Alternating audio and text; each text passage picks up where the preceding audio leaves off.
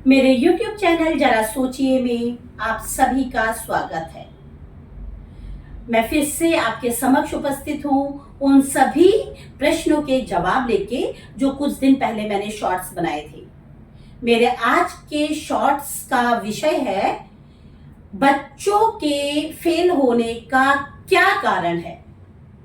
कौन जिम्मेवार है बच्चों के फेल होने का?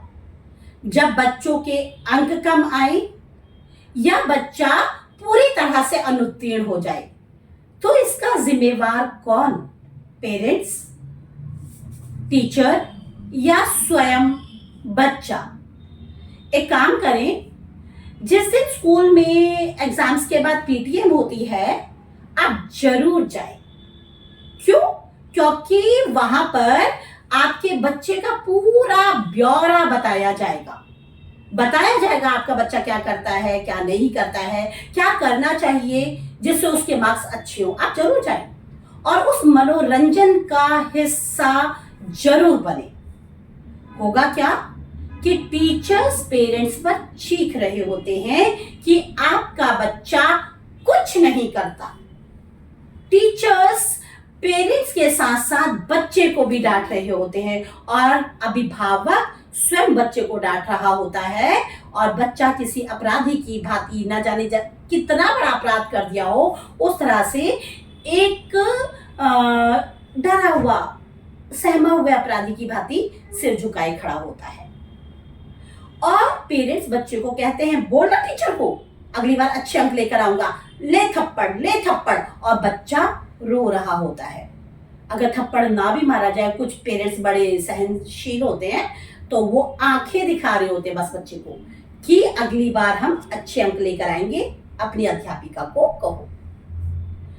और बच्चा वादा करता है कि अगली बार अच्छे अंक आएंगे, आप देख लेना, सॉरी मैम, अगली बार अच्छे अंक आएंगे। और वादे पर वादे चल रहे होते हैं और अगली पीटीएम फिर से आ जाती है। फिर से वही परिदृश्य होता है, फिर से वही शिकायतों का दौर चालू होता है। क्यों? क्योंकि परिणाम हमारे बिल्कुल शून्य होते हैं। सेम परिदृश्य फिर से देखने को मिलता है।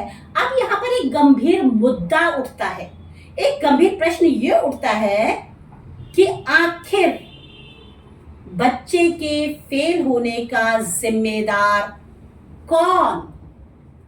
यहां पर बात करते हैं सीधे सीधे, पूरी तरह से टीचर ही उत्तरदायी है आपके बच्चे के फेल होने का। सारी जिम्मेवारी टीचर की है। पेरेंट्स ने तो भेज दिया बच्चों को स्कूल, क्यों? अब सारी जिम्मेवारी स्कूल की है कि बच्चे में अब इंप्रूवमेंट करें, पेरेंट्स के साथ मिलकर बच्चे को अच्छे अंक लाने के लिए बाध्य करें। होगा क्या भाई? नहीं अंक आ पाते। उसके बाद फिर से टीचर अभिभावक को कहता है, आपका बच्चा नहीं पढ़ता, आपका बच्चा होमवर्क नहीं करता। जब ये पढ़कर ही नहीं आएगा, होमवर्क कर ही नहीं आएगा, हम कहां से ध्यान दें?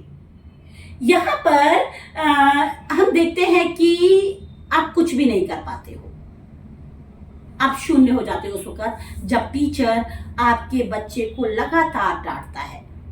कुल मिलाकर वास्तविकता तो ये है कि करना सिर्फ टीचर को है, सिर्फ टीचर को अपनी मेथोडोलॉजी में परिवर्तन लाना होगा। उस मेथोडोलॉजी में परिवर्तन लाना होगा जो वर्षों से वो चलाती हुई आ रही है। अपने विषय को उसे रोचक बनाना होगा। टीचर वो नहीं होता जो अपने ज्ञान का प्रदर्शन उसका क्लासरूम में करे, अपने ज्ञान को इस कदर बच्चों पर हावी कर दे कि आपको यही पढ़ना है। नहीं, टीचर वो नहीं होता जो मुश्किल से मुश्किल क्वेश्चन पेपर बनाए। टीचर वो नहीं होता जो छोटी सी बच्चे की गलती पर उसे प्रिंसिपल के पास ले जाए, प्रबंधन के पास ले जाए, और वो प्रबंधक क्या करता है? कुछ नहीं, सीधा बच्चे को सस्पेंड कर देता है 15 दिनों के लिए, 10 दिनों के लिए, चाहे परीक्षा ही सिर पर सवार क्यों ना हो। बच्चे को हमेशा डांटा जाता है, सस्पेंड करवाया जाता है, कटु बोला जाता है, ताकि बच्चा आपसे कुछ पूछ ही ना पाए। फिर उसके बाद क्या होगा? एक बेहतरीन शिक्षक किसे कह सकते हैं हम? दरअसल एक बेहतरीन शिक्षक वो होता है जो बच्चे के अनुरूप बच्चे को शिक्षा दे, अपनी टीचिंग प्रणाली में बदलाव करे, अपने विषय को रोचक बनाए, बच्चों की परेशानियों को पूछे, कक्षा के माहौल को जीवंत बनाए, खुश रखे, उसका हल निकाले। यही ट्रू टीचिंग है। वो टीचिंग नहीं है जो आप वर्षों से चलते हुए आ रहे हैं। स्वयं में बदलाव लाने की आवश्यकता है। यदि आपका बच्चा 0 स्तर पर है, कुछ नहीं कर पाता, तो टीचर को -1 पर आकर बच्चे को समझाने की आवश्यकता है।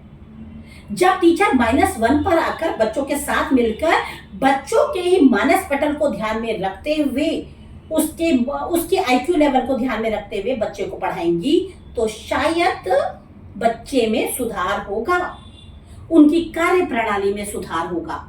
तो बच्चों की समस्याओं को समझें, फिर देखें, एक बार नवीन इन प्रयोगों को करके तो देखें।